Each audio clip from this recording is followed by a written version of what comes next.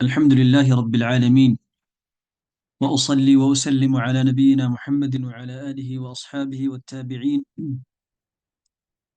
وعلى آله وصحابته الطيبين الطاهرين. أما بعد، أهلا وسهلا بكم مجددا إلى هذا البرنامج المبارك.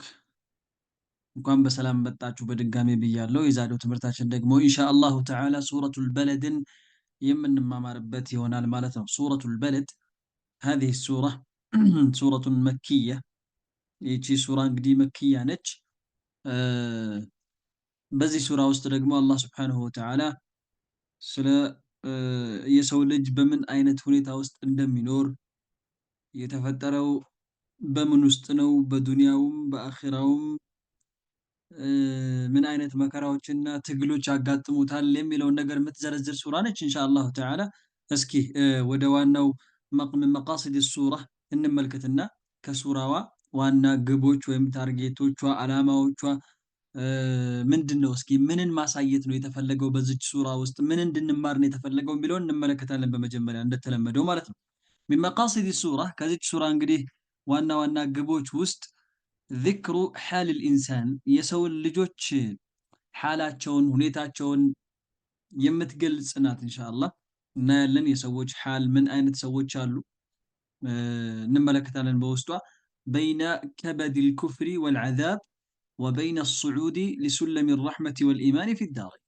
እንግዲህ የሰውን ልጆች ሓል የምትገልጸው እቺ ሱራ ከምን አንግል ነው ከምን አንጻር ነው ከተባል በይነ ከበድ ልኩፍሪ ወልዓዛብ፣ በክህደትና በቅጣት በኩልና ወበይነ አስዑድ ሊሱለሚ ረሕመ ወልኢማን ፊ ዳረይን፣ ወደ አላህ ስብሓነሁ ወተዓላ እዝነትና እንዲሁም ደግሞ የኢማንን ብርሃን በቀልባቸው ውስጥ ለማስቀመጥ የሚወጡትን መሰላልም አሉ። ወደ አላህ ስብሓነሁ ወተዓላ የሚያቃርባቸውን ስራዎች በመስራት እንግዲህ ወደሱ እዝነት የሚወጡ አሉ በመሰላል። እነዚህን ስራዎቻቸውን እንደ መሰላል አድርገው እንዲሁም ደግሞ ወደ ጀሀነም ቅጣት ደግሞ የሚወርዱም ሰዎች አሉ፣ ወንጀሎችን መሰረት አድርገው ወይም በእነሱ ላይ ተመስርተው ማለት ነው። አላህ ይጠብቀንና ሁላችንም። ስለዚህ የትኛው ሰው ነው እስኪ እንግዲህ በወንጀሎች በመጥፎ ስራዎች አላህን በሚያስከፉ ስራዎች አልፎ ወደ ጀሀነም የሚሄደው? የትኛውስ ነው ወደ አላህ ስብሓነሁ ወተዓላ የሚያቃርቡ ኸይር የሆኑ እሱን የሚያስደስቱ ስራዎችን ሰርቶ ወደ ጀነት የሚገባው? እሱን ነገር ኢንሻአላህ እናያለን ውስጥ ላይ በደንብ ማለት ነው። طيب، يقول الله سبحانه وتعالى بعد أعوذ بالله من الشيطان الرجيم بسم الله الرحمن الرحيم لا أقسم بهذا البلد. الله سبحانه وتعالى من إلى البزج سورة لا أقسم. لا أقسم مالتي لا متلو حرف مالتنا نافية عدلت مشي يجي لا متلو لا أقسم ما أقسم مالت أمل الله عند مالت أقسم مالت أمل الله مالت لا أقسم سبال الملم مالت እንዳይ መስላችሁ አፍራሽ አይደለችም። እቺ ላ አፍራሽ አይደለችም። ምንድናት ይላሉ? ለተውኪድ ነው የመጣችው። ማዕናውን ለማጠንከርና ለማጥበቅ ነው የመጣችው እንጂ ለማፍረስ አይደለም። ስለዚህ ላ أقسم ማለት እምላለሁ ማለት ነው። አላህ Subhanahu Wa Ta'ala لا أقسم بهذا البلد ሲል ምን ማለት ነው? አይ أقسم الله بالبلد الحرام الذي هو مكة المكرمة። በዚህ ሀገር እምላለሁ እያለ ነው አላህ Subhanahu Wa Ta'ala لا أقسم بهذا البلد፣ በዚህ በተከበረ ሀገር እምላለሁ። ማን ነው የሚያስበው በዚህ በተከበረ ሀገር ሲል? መካን ነው።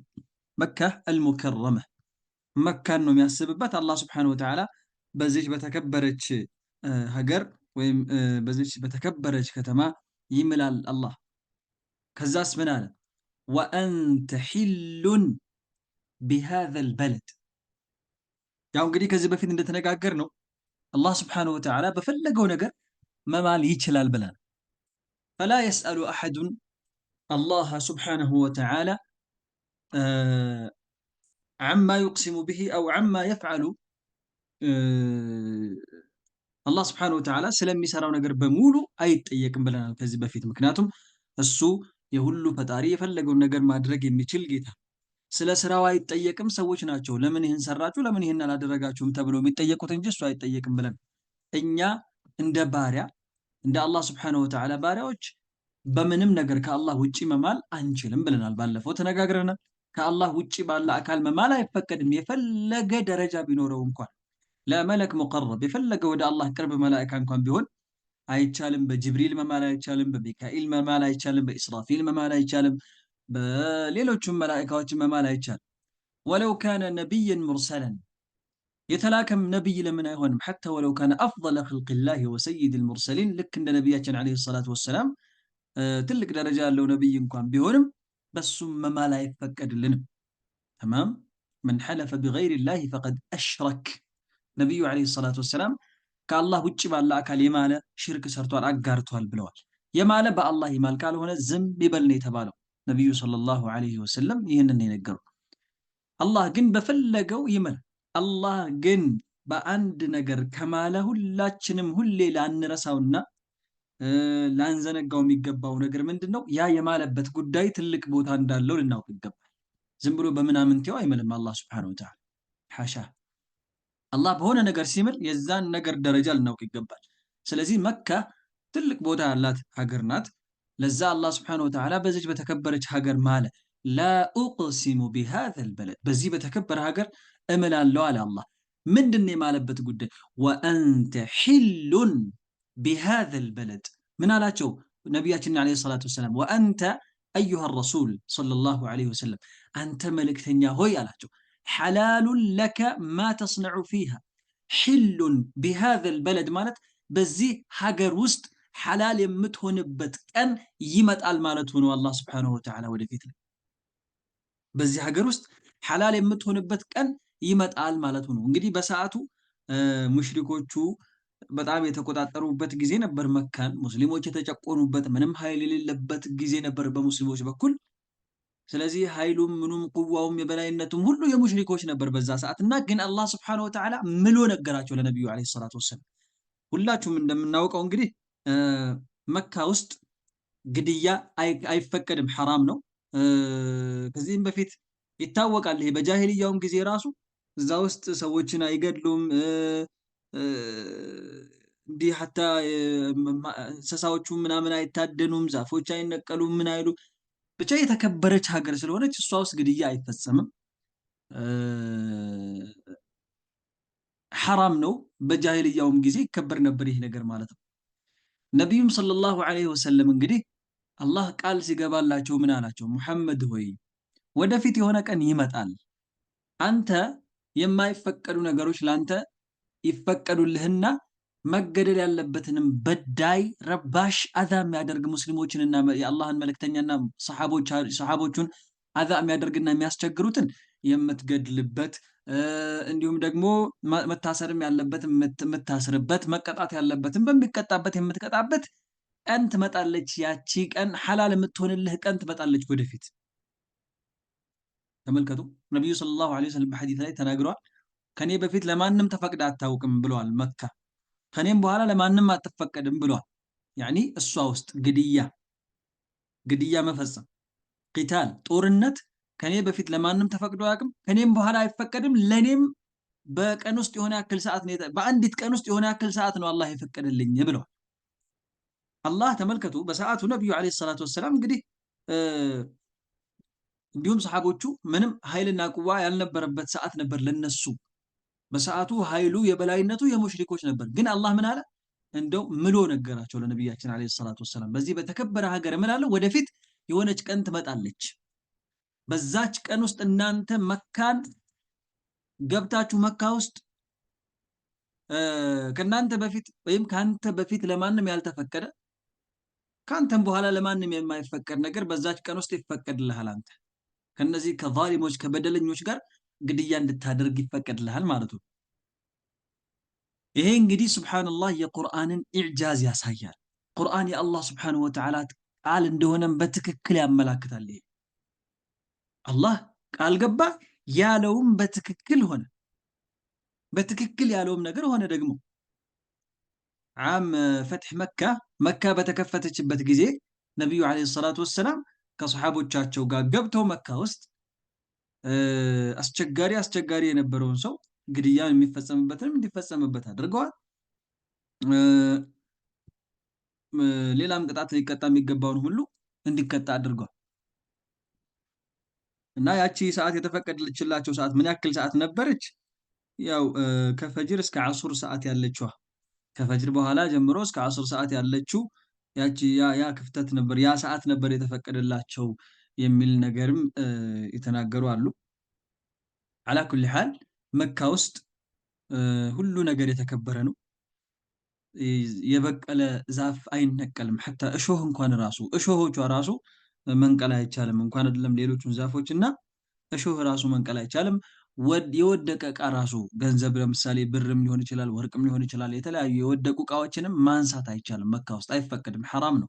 እንደው አንስቶ የጠፋው ሰው እያለ ባለ እቃውን ለማፈላለግ ቢሆን እንጂ እንደዛ ካልሆነ በስተቀር መካ ውስጥ የወደቀ እቃ ማንሳትም ራሱ አይፈቀድም። ውስጧ ያሉ እንስሶችን ማደን አይፈቀድም። በተፈጥሮ ሰው ሰራሽ ያልሆኑ በተፈጥሮ የበቀሉ ነገሮችን መንቀል አይፈቀድም። በጣም ሙሕተረም የሆነች የተከበረች ሀገር ነች እና እዛ ውስጥ ግድያ መፈጸም አይፈቀድም። አያችሁ። ግን አላህ ስብሓነሁ ወተዓላ ለነቢዩ ዓለይሂ ሰላቱ ወሰላም የሆነች ቀን ትመጣለች ወደፊት ለአንተ የተከለከሉ ነገሮች የሚፈቀዱልህ በሷ ውስጥ የሚፈቀድባት ቀን ትመጣላለች ወደፊት እና ያኔ እንግዲህ ዛሊሙን የሚያስፈልገውን ታደርጋለህ። ያኒ ሚን ቀትሊ መን የስተሒቁል ቀትል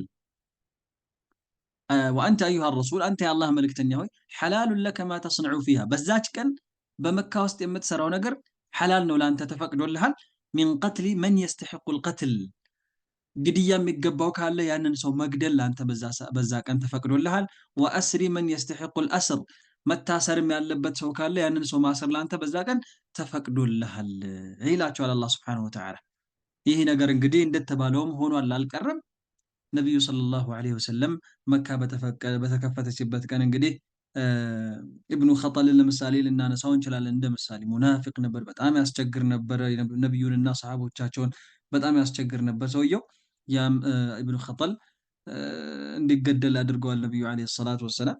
የዛን ቀን የሆነው ሆኖ እንግዲህ መካ በሙስሊሞች ቁጥጥር ስር ዋለች ከዛ በኋላ ማለት ነው። እንግዲህ ይሄን አላህ የነገራቸው ይህቺ የቁርአን አንቀጽ የወረደችው ገና ነቢዩ መካ እያሉ ነው። ከመካ ሳይወጡ ገና መካ እያሉ ማለት ነው።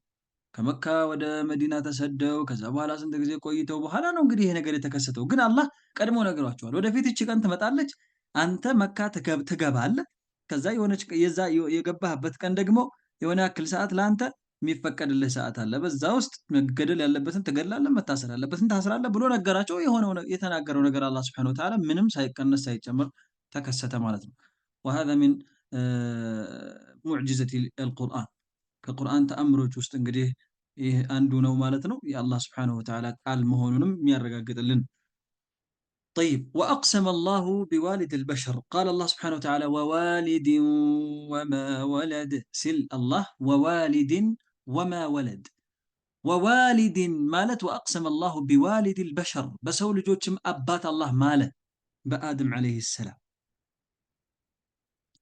እዚህ ጋ አላህ ስብሐነሁ ወተዓላ በአደም ዓለይሂ ሰላም ነው የማለው ያሉ አሉ። በሁሉም አባቶችም ነው ያሉም አሉ። ያስኬዳል ይሄንኛውም። ወአቅሰመ ቢማ ተናሰለ ሚንሁ ሚነል ወለድ ወዋሊድን በአባት እምላለሁ አለ አላህ ስብሐነሁ ወተዓላ። ወማ ወለድ በወለደውም ደግሞ ልጆች እንደዚሁ እምላለሁ አለ አላህ ስብሐነሁ ወተዓላ። ይህ እንግዲህ በአደምና በዙርያዎቹ በሁሉም የአደም ልጆችም ሊሆን ይችላል ወይ ደግሞ በእያንዳንዱ አባትና እያንዳንዱ አባት ደግሞ በወለዳቸው ልጆችም ሊሆን ይችላል። ያስኬዳል ሁለቱም። طيب ስለዚህ ወዋሊድ ወማ ወለድ በወላጅና በልጆቹም እንደዚሁ እምላለሁኝ አለ አላህ ሱብሓነሁ ወተዓላ። ከዛ ምን አለ? ለቀድ ኸለቅና ልኢንሳነ ፊ ከበድ ለቀድ ኸለቅና ልኢንሳን የሰውን ልጅ በእርግጥ ፈጥረነዋል አለ አላህ ሱብሓነሁ ወተዓላ። ፊ ከበድ ማለት አይ ፊ ተዕብን ወመሸቃ በልፋትና በድካም ውስጥ ነው የፈጠርነው የሰውን ልጅ ይላል አላህ ሱብሓነሁ ወተዓላ። አላህ ስብሓንሁ ወተዓላ የሰው ልጆች የፈጠርናቸው በድካምና በልፋት ውስጥ ነው። ሊማ ዩዓኒህ ሚን ሸዳኢድ ፊ ዱንያ ዱንያ ላይ ያሉ መከራዎችንና ችግሮችን እንግዲህ ሁላችንም እናውቃቸዋለን። እና ዱንያ ውስጥ በቃ ዱንያዊም ጉዳይ ሆነ አኺራዊ ጉዳይም ሆነ በሁሉም እንዲለፋና እንዲደክም አድርገን የፈጠርነው በልፋትና በድካም ውስጥ ነው የሰው ልጅ የፈጠርነው ይላል አላህ ስብሓነሁ ወተዓላ። እንግዲህ እንደምትመለከቱት ነው ጀነትም ለመግባት እንዲህ በቀላል ጀነት አትገኝም አይደል? አላ ኢነ ሲልዓተ ላሂ ጋሊያ የአላህ ስብሓነሁ ወተዓላ እቃ ውድ ናት ብሏል። አላ ኢነ ሲልዓተ ላሂ ሂየል ጀነ የአላህ እቃ ደግሞ ጀነት ናት። እና ይቺ የአላህ ጀነት ውድ ናት፣ እንዲህ በቀላሉ አትገኝም። መወጣት ያለበት አቀበት አለ። ሐራም ነገሮችን አላህ የከለከሉትን ነገሮች ሰብር አድርጎ መተው አለ። አላህ ያዘዛቸውን ነገሮች ነቢዩ ዓለይሂ ሰላቱ ወሰላም ያዘዙንን ነገሮች ታግሰን መስራት አለ። ይህ ሁሉ መሸቃ ነው፣ ተዓብ ነው፣ በቃ ድካም ነው። ይህን ሁሉ አልፈን ነው ጀነት ውስጥ የሚገባው።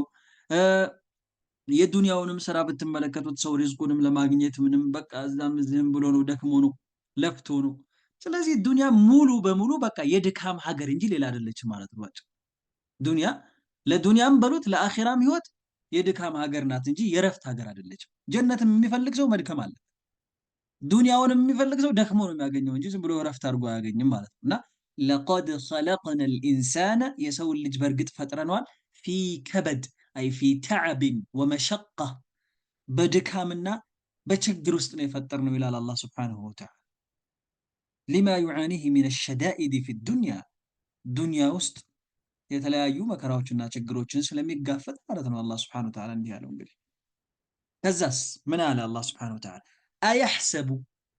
አየሕሰቡ አለን የቅዲረ ዐለይህ አሐድ አየሕሰብ አይ አየظኑ ልኢንሳን የሰው ልጅ ይመስለዋል እንዴ አለ። አየሕሰቡ ልኢንሳን አይ አየሕሰቡ አለን የቅዲረ ዐለይህ አሐድ ማለት አይ አየظኑ ልኢንሳን የሰው ልጅ ይመስለዋል እንዴ አነሁ ኢዘ እቅተረፈ ልመዓሲ ወንጀሎችን በሰራ ጊዜ ላ የቅዲሩ ዐለይህ አሐድ ወላ የንተቂሙ ሚንሁ ማንም የማይበቀለውና የማይቀጣው ይመስለዋል እንዴ? ወለው ካነ ረበሁ አለዚ ኸለቀህ እንደው ጌታው እንኳ ቢሆን ያ የፈጠረው ጌታው እንኳን ቢሆን የማይችለውና የማይቀጣው የማይበቀለው በዛ በወንጀሉ ላይ የማይመነዳው ይመስለዋል ወይ? አየሕሰቡ አለን የቅዲረ ዐለይህ አሐድ የፈለገውን ነገር ቢሰራ የፈለገውን ወንጀል ቢሰራ ማንም ሊበቀለውና ሊቀጣው የማይችል ይመስለዋል ወይ? ሀከዛ ይሄ ነው ማዕናው። አየሕሰቡ አለን የቅዲረ ዐለይህ አሐድ አየሕሰቡ አየظኑ ልኢንሳን የሰው ልጅ ይመስለዋል አለን የቅዲረ ዐለይህ ማንም የማይችለውና የማይበቀለውና የማይመነዳው አሐድ አንድም አካል በዚህ ደረጃ ነው። በቃ የሰው ልጅ ሞኝ የሆነው ቂል የሆነው የሰው ልጅ የሚያስበው የፈለገውን ወንጀል ቢሰራ ማንም አካል እሱን እንደማይበቀለው፣ ማንም አካል እንደማይቀጣው፣ ማንም አካል በስራው ልክ ሊመነዳው የሚችል አካል እንደሌለ ሐታ የጌታው የፈጠረው እንኳን ጌታ እንዲህ ማድረግ የሚችል አይመስለውም ይሄ ጅሉ የሰው ልጅ ክፍል። ነገር ግን እንዲህ አይደለም ነገሩ። ከዛ ምን አለ አላህ ስብሓነሁ ወተዓላ የቁሉ አህለክቱ ማለን ሉበዳ የቁል ይህ የሰው ልጅ ይላል፣ ይሄ ጅል የሆነው የሰው ልጅ ክፍል ሞኝና ቂል የሆነው የሰው ልጅ ክፍል የቁል ይላል አህለክቱ ማለን የቁሉ አንፈቅቱ ማለን ከሲራን ሙተራኪማ ሉበዳ ማለት በጣም ብዙ ማለት ነው፣ በርካታ አንዱ በአንዱ ላይ የተደራረበ ማለት ነው። ሉበዳ ማለት የቁል ይላል ይሄ የሰው ልጅ አህለክቱ አጠፋሁኝ ማለን ሉበዳ በርካታ ገንዘብን አጥፍቻለሁኝ ይላል። እዚህ ኸምር ለመጠጣት፣ እዛ ዚና ለመስራት፣ እዚህ ሙኸድራቱን ይሄ አደንዛዥ እጹን በመግዛትና በመሸጡ በምኑ በተለያዩ በሻህዋዎች በቃ ስሜቱን ለማርካትና ስሜቱን ለመሙላት ራሱን ለማስደሰት በጣም ብዙና በርካታ ገንዘብ አጥፍቻለሁ እያለ በጉራ ያወራል። የሰዎች ማንም የማይችለው ይመስለዋል እንዴ? የሚቀጣው አካል የሌለ ነው የሚመስለው? የሚበቀለው አካል የሌለ ነው የሚመስለው? አለ እኮ ጌታው አላህ ስብሓነሁ ወተዓላ የፈጠረው የሚበቀለው በስራው ልክ የሚመነዳው ጌታ እኮ አለ ነው። ነገር ግን እሱ ይሄ አይመስለውም። የሰው ልጅ የፈለገውን ወንጀል ቢሰራ ማንም የሚችለውና የሚበቀለው አካል እንደሌለ ነው የሚያስበው። በቃ ሞኝነቱና ጅልነቱ ነው ይሄ። የቁሉ አህለክቱ ማለን ሉበዳ በጣም በርካታና አንዱ ባንዱ ላይ የተደራረበ የሆነ ብዙ ገንዘብን አጠፋሁኝ ይላል። አየሕሰቡ አለም የረሁ አሐድ ይላል አላህ መልሶ። አየሕሰቡ ይህ ሞኝ የሆነው የሰው ልጅ ያስባል እንዴ? ይመስለዋል እንዴ? አለም የረሁ አሐድ ማንም የማይመለከተው ይመስለዋል? ይህን ገንዘብ እዛም እዚህም ለሐራም ነገሮች አላህን በሚያስቆጡ ነገሮች ላይ ይህን ገንዘቡን እዛም እዚህም ሲበትን ማንም የማይመለከተው ይመስለዋል እንዴ? አየظኑ ሃዘል ሙተባሂ ይሄ የሚጎረር ሰውዬ ይመስለዋል እንዴ? ቢማ ዩንፊቁሁ በሚበትነው ገንዘብ የሚጎረረውና የሚኮፈሰው ሰውዬ ይመስለዋል? አነላህ ላ የራህ አላህ የማይመለከተውና የማያየው ይመስለዋል? ወአነሁ ላ ዩሓሰቡ ፊ ማሊሂ በዚህ በሚበትነውም ገንዘብ ደግሞ አላህ ዘንድ ሒሳብ የማይደረግ ይመስለዋል? አላህ ማይተሳሰበው ይመስለዋል? ሚን አይነ እክተሰበሁ መጀመሪያ ገንዘቡን ከየት እንዳመጣው፣ ወፊማ አንፈቀሁ ምን ምንስ ላይ እንዳዋለው አላህ ስብሓነሁ ወተዓላ የውመል ቂያማ የማይተሳሰበው ይመስለዋል እንዴ? አየሕሰቡ አለም የረሁ አሐድ ገንዘቡን እዛም እዚህም ሲበትን ማንም የማይመለከተው ይመስለዋል? አላህስ የማያየው ይመስለዋል? ይሄን ገንዘብ ከየት አመጣኸው ምን ላይስ አዋልከው ተብሎ ማይጠየቅ ይመስለዋል ወይ የውመል ቂያማ ይላል አላህ ስብሓነሁ ወተዓላ። ከዛ አላሁ ስብሓነሁ ወተዓላ አስከትሎ ምን ይላል? አለም ነጅዐል ለሁ ዐይነይን ኒዕማዎቹን ይዘረዝራል። እንግዲህ አላህ ለሰው ልጅ የዋላቸውን በረከቶች ጸጋዎቹን ይዘረዝራል። እንዲህ የተደረገለት ሰው እንዲህ አልነበረም መሆን ያለበት። እነዚህ ሁሉ ጸጋዎችና በረከቶች የተዋሉለት የተሰጡት ሰው መሆን የነበረበት ጌታውን ማመስገን፣ በሰጠው ገንዘብ መልካም መልካሙን መስራት፣ አላህን የሚወዱትን ነገሮች ሰርቶ ወደ ጀነት የሚያመሩትን ነገሮች መፈጸምና እነሱ ላይ መትጋት ነበር የሚገባው። ነገር ግን የሰው ልጅ በተቃራኒው እንዲህ ነው ባህሪው ለማለት አላህ ስብሓነሁ ወተዓላ በሰው ልጅ ላይ የዋላቸውን በረከቶቹንና ጸጋዎቹን ይዘረዝራል። ምን ይላል? አለም ነጅዐል ለሁ አልሰጠነውም አላደረግንለትም እንዲህ ለሰው ልጅ ዐይነይን ሁለት አይኖችን አልሰጠነው ዩብሲሩ ቢሂማ ያኒ የሚመለከትባቸው የሚያይባቸው የሆኑ ሁለት አይኖችን አልሰጠነውም እንዲህ ይላል አላህ ስብሓነሁ ወተዓላ።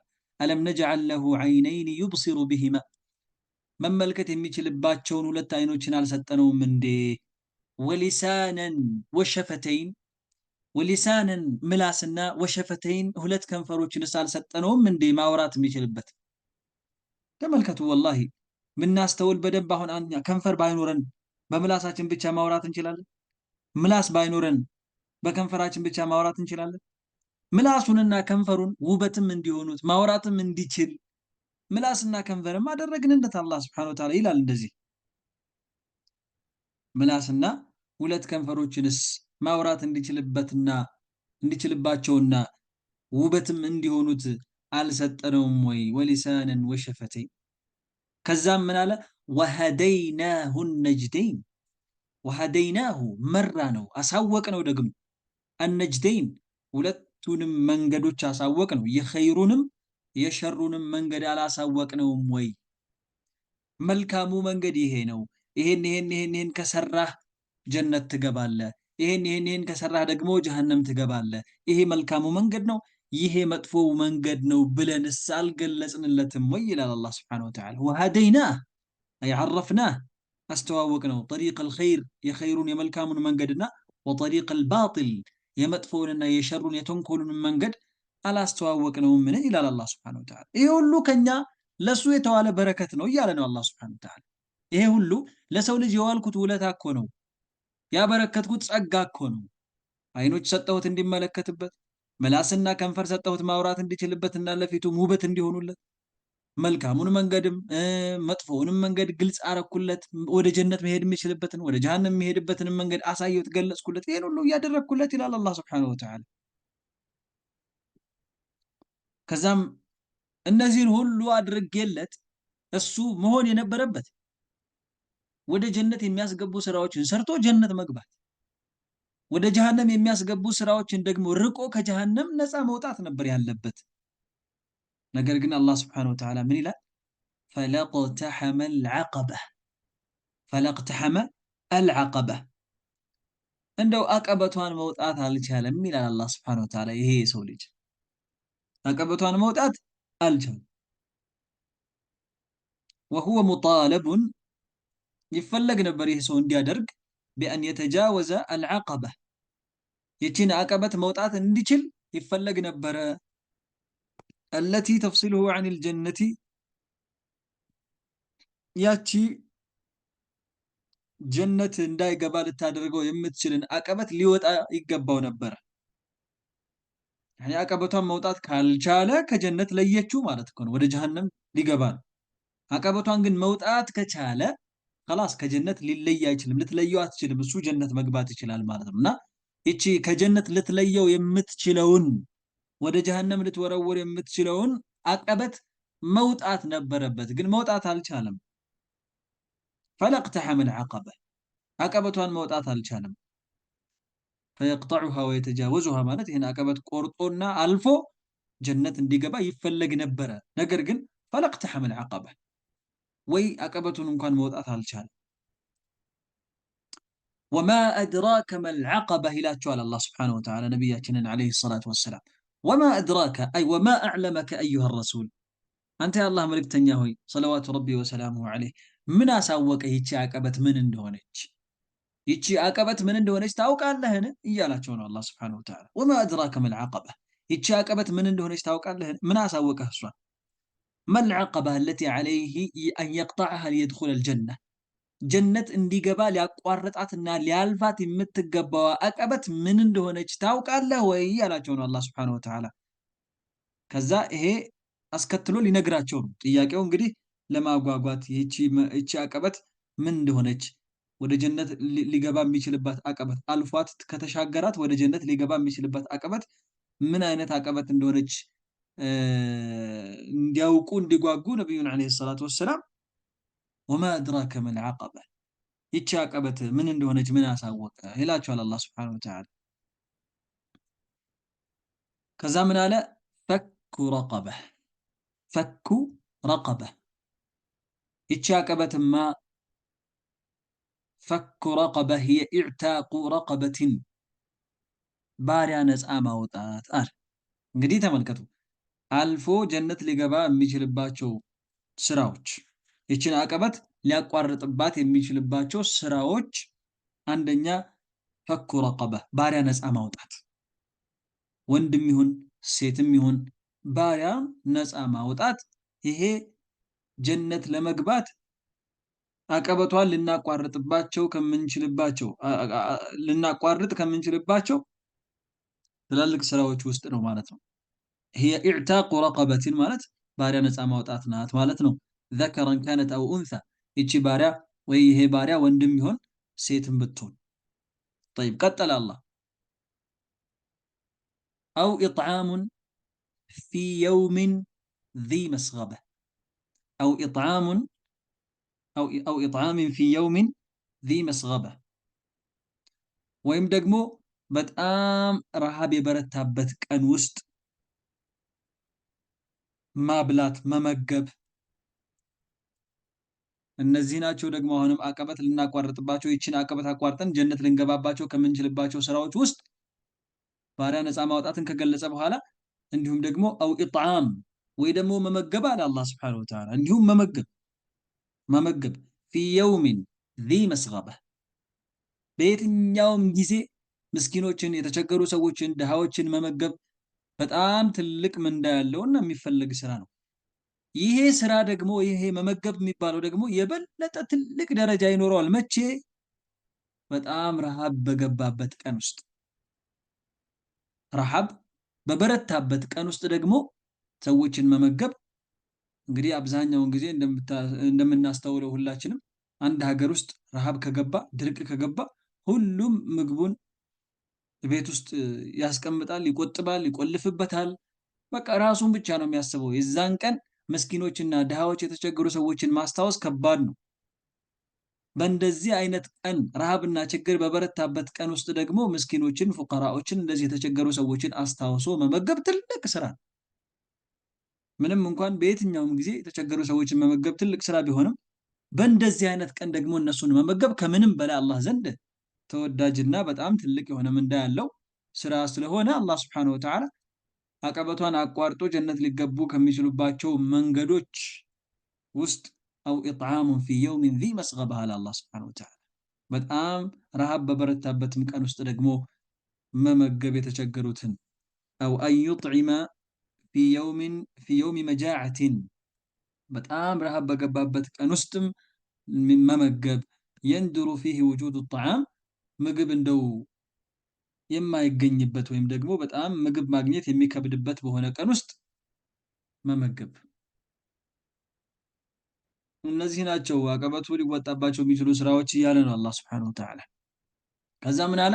የቲመን ዛ መቅረበ በእንደዚህ አይነት ብርቱ ረሃብ በመጣበት ቀን ውስጥ ለሱ ቅርብ የሆነውን ዘመዱ የሆነውን የቲም ልጅ መመገብ። የቲም ማለት እንግዲህ እንዳልነው ብሉግ ላይ ሳይደርስ አባቱን ያጣ የቲም ይባላል ብለናል። እንደዚህ አይነቱ ኃይለኛ ረሃብና ችግር በሚመጣበት ጊዜ ዘመዶቻችሁ የሆኑ ለእናንተ ቅርብ የሆኑ የቲሞችን መመገብና ማስታወስ እነሱን መርዳት ትልቅ ነገር ነው አላህ ስብሐነሁ ወተዓላ ዘንድ ማለት ነው። አቀበቱን ከምናቋርጥባቸው ስራዎች ውስጥ ጀነት ለመግባት በእኛና በጀነት መካከል ያለውን አቀበት አቋርጠን ልናልፍ የምንችልበት ስራ ነው። ቅርብና ዘመዶቻችን የሆኑ የቲሞችን መመገብና ማስታወስ እነሱን መርዳት ማለት ነው። በእንደዚህ አይነት ቀን ውስጥ ደግሞ በእንዲህ አይነት ቀን ውስጥ በጣም የበለጠ ተወዳጅ ወደ አላህ ይሆናል።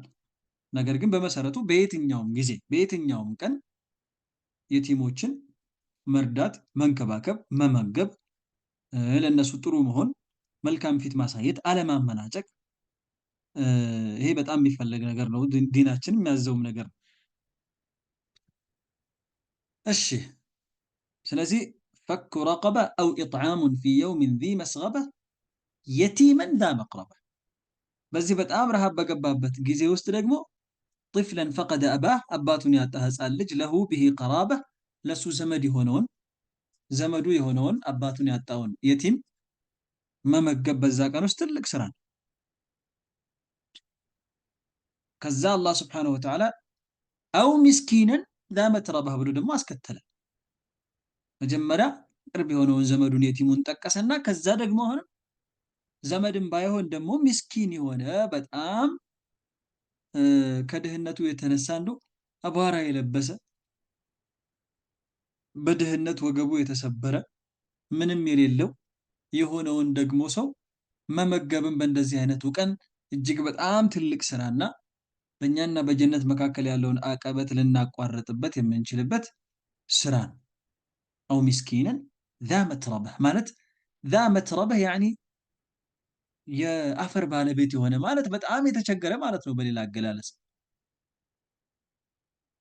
አገላለጽ በጣም የተቸገረ በድህነት ወገቡ የተሰበረ እንደማለት ነው። ምንም የሌለው እንደዚህ አይነቱንም በእንደዚህ አይነት ቀን መመገብና ማብላት ይሄም ጀነትን ልናገኝ ከምንችልባቸው ትላልቅ ስራዎች ውስጥ ነው ሲል አላህ ለነቢያችን እየነገራቸው ነው። ይህ እንግዲህ ለሁላችንም ነው መልእክቱ። ከዛ ምን አለ? ثم كان من الذين آمنوا وتواصوا بالصبر وتواصوا بالمرحمة ثم كان من الذين آمنوا ከዛም ይህ ሰው ከነዛ በአላህ ስብሓንሁ ወተዓላ ካመኑ ሰዎች መሆን አለበት እያለ ነው። በአላህ ስብሓንሁ ወተዓላ ባመኑ ሰዎች መሆን አለበት። ይሄ ትልቅ መልእክት ነው። በነገራችን ላይ አንድ ሰው በአላህ ካላመነ ካፍር ከሆነ ከሃዲ ከሆነ የሚሰራቸው መልካም ስራዎች በሙሉ አይጠቅሙትም ማለት ነው። ለምን 1,000,000 ጊዜ የፈለገውን ያክል ጊዜ ምስኪኖችን አያበላም? ለምን የፈለገ ያክል ጊዜ የቲሞችን አይንከባከብም? የፈለገውን ኸይር ስራ ቢሰራ ኢማን እስከሌለው ድረስ በአላህ ካላመነ በነቢያችን ዓለይሂ ሰላቱ ወሰላም መልእክተኝነት ካላመነ ሙስሊም ካልሆነ ምንም ሊጠቅመው አይችልም። ዱንያ ላይ ብቻ ምንዳውን ሊያገኝበት ይችላል። አላህ ዱንያ ላይ ማንንም አይበድልም። ዱንያ ላይ አላህ ማንንም አይበድልም። መልካም ለሰራ አላህ ዱንያ ላይ ይሰጠዋል ጀዛኡን እዚሁ ዱንያ ላይ። ነገር ግን አኺራ ላይ ጀነትን ማግኘት የሚችለው ዱንያ ላይ እያለ በአላህ ያመነ በነቢያችን ዓለይሂ ሰላቱ ወሰላም ነቢይነት ያመነ ኢማን ቀልብ ውስጥ ያለ ሰው ብቻ ነው ዱንያ ላይ ያለው መልካም ስራው ሊጠቅመው የሚችለው እንጂ ካፊር ሆኖ ዱንያ ላይ የፈለገ መልካም ስራ ቢሰራ ጭራሽ ሊጠቅመው አይችልም። እንዳለ በሙሉ በዜሮ ነው የሚባዛበት። የውመል ቂያማ ቀጥታ ወደ ጀሃነም ነው የሚሄደው። ለዛ ነው ثم كان من الذين آمنوا አለ። እነዚህን ነገሮች አሁን አቀበቲቷን ተሻግሮ ጀነት ለመግባት ምን ማድረግ አለበት አለ? ባሪያ ነፃ ማውጣት ሊሆን ይችላል። በጣም ረሃብ በገባበትም ቀን ደግሞ ቅርብ የሆነውን የቲም ዘመዱን ወይ ደግሞ በጣም የተጎዳ የተጎሳቆለ የሆነውን ምንም የሌለውን በድህነት ወገቡ የተሰበረ የሆነውንም ሰው እንደዚሁ መመገብንም ጠቀሰ። እነዚህን ሁሉ ጠቀሰና ግን እነዚህ ሁሉ ስራዎች ደግሞ ያለ ኢማን ስለማይጠቅሙት ثم كان من الذين آمنوا ከዛም ከነዛ በአላህ ካመኑ ሰዎች ጋር መሆን አለበት አለ። ወተዋሰው ቢሰብሪ በሰብር በትዕግስት አደራ ከተባባሉትም መሆን አለበት። ሰብር የሚባለው ነገር ወደ ሶስት ይከፈላል። ሰብር አሰብሩ ዐላ ጣዓቲላህ አላህን በመገዛት ላይ ሰብር ማድረግ። ሰላት መስገድ መሸቃ ሊኖረው ይችላል አለው። ሰብር ማድረግ ግን ምናልባት ፈጅር ላይ ተነስቶ መስጂድ መሄዱ ወይ ከዛ ከሚጣፍጥ እንቅልፍ መነሳቱ ምኑ ይሄ ችግር ሊሆን ይችላል። በቀን 5 ጊዜ መስጂድ መመላለሱ መሸቃ ሊኖረው ይችላል። ግን መሸቃው እኛ ልንጋፈጠው የምንችል አይነት መሸቃ ነውና በእንደነዚህ አይነት መሸቃዎች ላይ ሰብር ማድረግ፣ በዚህ ላይ አደራ የተባባሉ ሰዎች ከነዚህ አይነት ሰዎችም ሊሆን ይገባዋል ይላል አላህ ሱብሓነሁ ወተዓላ። አደራችሁን ሰላት ላይ አደራችሁን ጠለበል ዒልም ላይ ሸሪዓዊ እውቀትን በመፈለግ አደራችሁን ወላጆቻችሁን በመንከባከብ አደራችሁን ጎረቤቶቻችሁን በማክበርና የጎረቤትን ሐቅ በመጠበቅ አደራችሁን እንግዳችሁን በማክበር እንዲህ እያለ የተለያዩ አላህ ሱብሓነሁ ወተዓላ የሚወዳቸውና መልካም የሆኑ ስራዎች ላይ ከፊላቸው የሚያበረታቱ ከሆኑት መሆንም አለበት ነው። ወአውሳ ባዕዱሁም ባዕደን ቢሰብሪ ከፊላቸውን በትዕግስት አደራ ከሚባባሉት መሆንም አለበት። ዐለ ጣዓት መልካም ስራዎችን በመስራት ሰብር ማድረግ ላይ አደራ የሚባባሉ፣ ወዐኒል መዓሲ እንዲሁም ወንጀልም ከመስራት ሰብር አድርጉ ከሚባባሉትም ዚና ላለመስራት ሰብር ማድረግ፣ ኸምር ከመጠጣት ሰብር ማድረግ፣ ውሸት ከመዋሸት ሰብር ማድረግ፣ ሰውን ከማማት ሰብር ማድረግ፣ ነገርን ከአንዱ ወደ አንዱ እያዋሰዱ ሰዎችን ከማጋጨትና ከማጣላትም ሰብር ማድረግ። ስለዚህ አላህን የሚያስደስቱ መልካም ስራዎችን በመስራት ላይ ሰብር አድርጉ፣ ስሩ፣ አይዟችሁ፣ ታገሱ። ጀዛኡ ምንዳው አኺራ ላይ ትልቅ ነውና አደራችሁን እንደው ትዕግስት አድርጋችሁ እነዚህን ስራዎች ፈጽሙ። እንዲሁም አላህ የከለከላቸውን ነገሮች ደግሞ ወንጀሎችንም ራቁ ባካችሁ። ምንም እንኳን አሁን ነፍስያችሁን ሸይጣንን መጋፈጥ ቢከብዳችሁም እንኳ እንደው ሰብር አድርጉ፣ ግን ታገሱ። ሸይጣንና ነፍስያ ምንም ቢጎተጉቷችሁ፣ ምንም ቢስቧችሁ፣ ምንም ቢወሰውሷችሁ እነዚህን ወንጀሎች ግን ላለመስራት ትዕግስት አድርጉ። ምክንያቱም ነገ ትልቅ ምንዳ ይጠብቃችኋል ሰብር ካደረጋችሁ ከነዚህ ወንጀሎች እየተባባሉ አደራ ከሚባባሉት ሰዎችም መሆን አለበት። ወዐለል በላእ እንዲሁም አላህ ስብሓነሁ ወተዓላ ከወሰናቸውና ከቀደራቸውም በላዎች ወይም ሙሲባዎች መከራዎች በሚያጋጥሙበትም ጊዜ ሰብር አድርጉ እያሉ አደራ ከሚባባሉትም ሰዎች መሆን አለበት ይላል አላህ ስብሓነሁ ወተዓላ። ይህ ሰው ስለዚህ አንድ ሰው በሶስት ነገሮች ላይ ሰብር ማድረግ አለበት። አንደኛ አላህን በመገዛት ላይ፣ በመልካም ስራዎች ላይ፣ በጣዓዎች ላይ፣ አላህ በሚወዳቸው ስራዎች ላይ ሰብር ማድረግ አለበት። ሸይጣንና ነፍስያው እንደው እነዛን ስራዎች እንዳይሰራ፣ እንዲሰንፍ፣ እንዲዘናጋ ከነዛ ስራዎች በጣም ይጎተጉታሉ።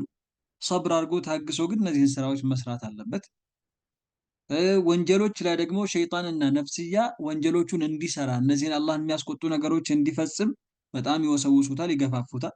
ግን ላለመስራት ሰብር ማድረግ አለበት።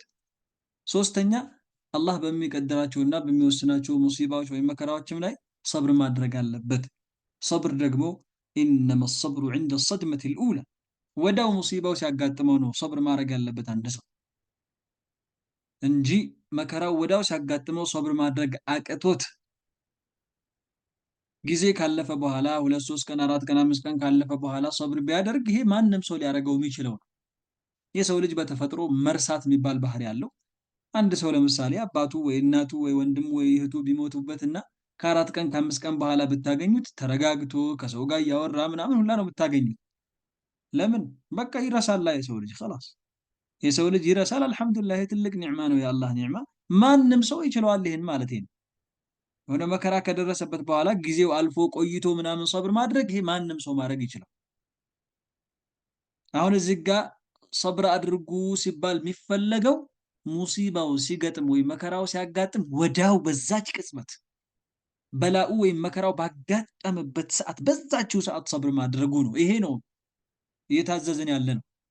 ወተዋሰው ቢልመርሐማ ወተዋሰው ቢሰብር ሲል አሁን አላህ ስብሐነሁ ወተዓላ እዚህ ጋር ወተዋሰው ቢሰብር ሲል አንደኛ ኸይር ስራን በመስራት ሰብር አድርጉ ታገሱ እየተባባሉ አደራ የሚባባሉ፣ ወንጀልንም ላለመስራት ሰብር አድርጉ አደራ የተባባሉ በዚህ ላይ እንዲሁም ሙሲባ ወይም መከራ ሲያጋጥማችሁ ደግሞ በዛችሁ ባጋጠመባችሁ ሰዓት ሰብር አድርጉ ትዕግስት አድርጉ እያሉ አደራ የሚባባሉ ማለት ነው አላህ ሱብሓነሁ ወተዓላ እንጂ መከራው ካጋጠማቸው ከ4 ቀን ከ5 ቀን በኋላ የሚረጋጉ የሚሰብሩ ማለት አይደለም። ይሄ ሰብር አይደለም። እንዲህ አይነቱ ሰብር አይደለም። የሚፈለገው አይነት ሰብር ይሄ አይደለም። ምንም እንኳን በዛም ሰዓት መረጋጋቱ የሚፈለግ ቢሆንም ግን ደግሞ አላህ ሱብሓነሁ ወተዓላ በቁርአኑ ላይ ነቢዩም ዓለይሂ ሰላቱ ወሰላም በሐዲታቸው ላይ ኢነመ ሰብሩ ዐንደ ሰድመቲል ኡላ ብለው ገልጸውልናል በደንብ አድርገው። ሰብር ማለት ሙሲባው ወዲያው ሲያጋጥም የሚደረግ ሰብር ነው እንጂ ጊዜው ካለፈ በኋላ የሚረጋጋው አይደለም። طيب وأوصى بعضهم بعضا بالرحمة بعباد الله أي وتواصوا بالمرحمة ማለት ደግሞ በእዝነት አደራ የተባባሉ እዝነት ለሚገባው አካል ደግሞ እዘኑ በማለትም አደራ የተባባሉ ማለት ነው። ያኒ ረሕመ ሁላችንም እርስ በራሳችን ልንተዛዘን ይገባል። ታላቅ ለታናሹ ሊያዝን ይገባል። ለሴቶች ልናዝን ይገባል። ለህፃናቶች ልናዝን ይገባል። ሐታ ለእንስሳዎች ልናዝን ይገባል። ለእጽዋቶች ልናዝን ይገባል። ያኒ ሁሉን እዝነት ለሚገባው ሁሉ እዝነት ሊኖረን ይገባል እና እዝነት ለሚገባቸው ሁሉ እዝነት አድርጉ እየተባባሉ አደራ ከሚባባሉም ሰዎች መሆን አለበት። ተመልከቱ፣ ባሪያ ነፃ ያወጣ በጣም ረሃብ በበረታበት ቀን ደግሞ ቅርብ ዘመዱን የቲም የሆነን ቅርብ ዘመዱን ያበላ እንዲሁም ደግሞ ምንም የሌለው በድህነት ወገቡ የተሰበረ የተጎሳቆለ የሆነን ደሃ ሰው የመገበ እነዚህን ነገሮች ሁሉ ደግሞ ሲያደርግ በአላህ ስብሓነሁ ወተዓላ ያመነ በመልእክተኛው በነቢዩ ሰለላሁ ዐለይሂ ወሰለም ነብይነትም ያመነ ሆኖ እንዲሁም ደግሞ ኸይር ስራን በመስራት ከወንጀል በመቆጠብና አላህ በሚወስናቸው በላዎች ወይም መከራዎችም ላይ ሰብር በማድረግ ወይም ትዕግስት በማድረግ አደራ የሚባባል እንዲሁም ደግሞ እዝነት ለሚገባው ሁሉ እዝነት በማድረግም አደራ የሚባባሉ ሰዎች እነዚህ አይነት ሰዎች በእኛና በጀነት መካከል ያለችውን አቀበት መሻገር የሚችሉና ጀነት መግባት የሚችሉ ናቸው ነው። ወአውሳ ባዕዱሁም ባዕዳን ቢረሕመቲ ቢዒባዲላህ በአላህ ባሪያዎችም ላይ እዝነት እንዲኖራቸው ከፊላቸውን አደራ የሚባባሉ ኡላኢከ አስሓቡል መይመና እነዛ የቀኝ ጓዶች ናቸው ይላል አላህ ስብሓነሁ ወተዓላ። ምን ማለት ነው? ኡላኢከ አልሙተሲፉነ ቢትልከ ሲፋት አሁን የተገለጹት ነገሮች የነሱ መገለጫ የሆኑ ሰዎች እስካሁን የዘረዘርናቸው ነገሮች መገለጫቸው የሆኑ ሰዎች ሁም አስሓቡል የሚን የቀኝ ጓዶች ናቸው። ያኒ ስኬታማዎቹ ናቸው። የውመል ቂያማ ጀነት ከሚገቡትና የሚፈልጉትን ከሚያገኙት ሰዎች ናቸው ማለቱ ነው አላህ ስብሓነሁ ወተዓላ። ጠይብ በእነዚህ ተቃራኒ የሆኑትስ ከነሱ ወለዚነ ከፈሩ ቢአያቲና ማለት አይ እነዛ ደግሞ በመልእክተኛችን ላይ ባወረድናቸው አንቀጾች ደግሞ የካዱት ወለዚነ ከፈሩ ቢአያቲና አልሙነዘለቲ ዐላ ረሱሊና በመልእክተኛችን ላይ ባወረድናቸውም አንቀጾች ወይም ተአምራቶች የካዱት ደግሞ ሁም አስሓቡል መሽአመ አይ ሁም አስሓቡ ሽማል እነዛ ደግሞ የግራ ጓዶች ናቸው። ያዕኒ የውመል ቂያማ ከሚከስሩት ናቸው። መጽሐፋቸው በግራቸው ከሚሰጣቸው ናቸው። የሚፈልጉትን ከማያገኙት ናቸው። ወደ ጀሃነም ከሚነዱት ነው የሚሆኑት። አላህ ይጠብቀንና ስለዚህ ወለዚነ ከፈሩ ቢአያቲና እነዛ በመልእክተኛችን ላይ ባወረድናቸው አንቀጾችም የካዱት ሁም አስሓቡል መሽአመ እነሱ የግራ ጓዶች ናቸው።